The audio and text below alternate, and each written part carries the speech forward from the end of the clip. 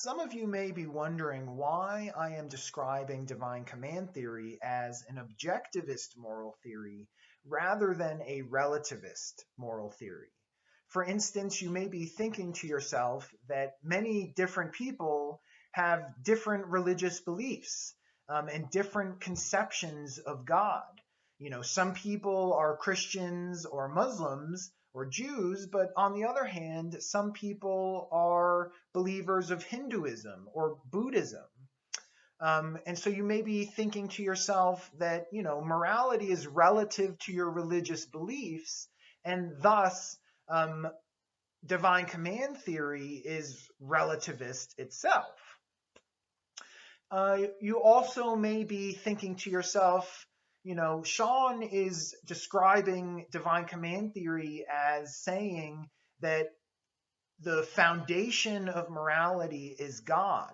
And that sure does sound like I am saying that morality is dependent on God's commands and God's beliefs and God's will. And we initially connected that idea of dependence with relativism. So I can understand why you might think that divine command theory is a relativist moral theory. However, I think that's incorrect. I do believe that divine command theory is an objectivist moral theory. My main reason for believing that the divine command theory is objectivist is because, according to divine command theory, God's commands apply to all people in all places at all times. That is to say that God's commands apply universally. They are universal. If God says, "Thou shalt not murder," that is true for everyone, for all people. It's not dependent on what you believe. If you believe that murder is morally permissible, that does not mean that it's morally permissible. Okay? God's command to not murder, that murder is wrong, applies even to the sociopath, even to the serial killer. Okay? Another way of understanding this is by looking at one of those other religions that does not accept the monotheistic conception of God. For instance, take Hinduism.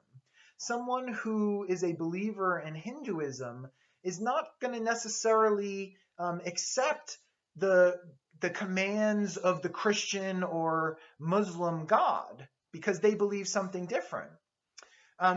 Nonetheless, if divine command theory is true, then God's commands apply even to the person who is Hindu, who believes in Hinduism.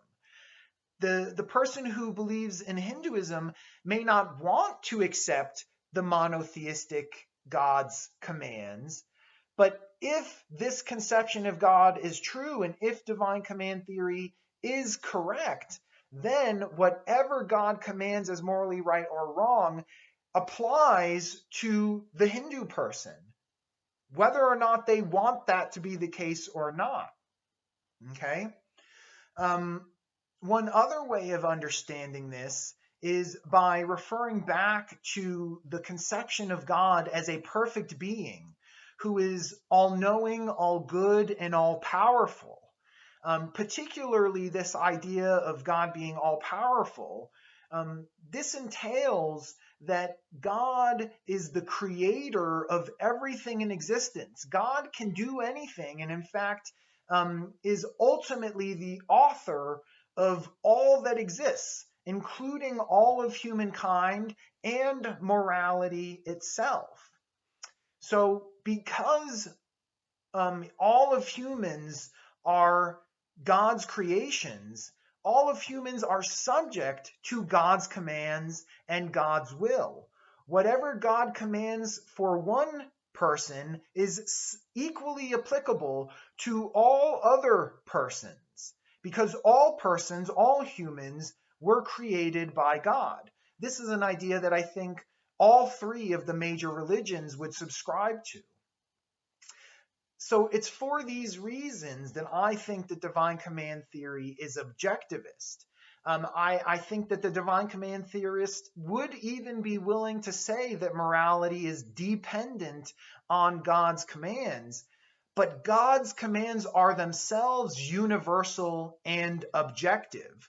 Um, and what God commands for one person is similarly or equally true as what he commands for the next person, and hence moral truths are objective.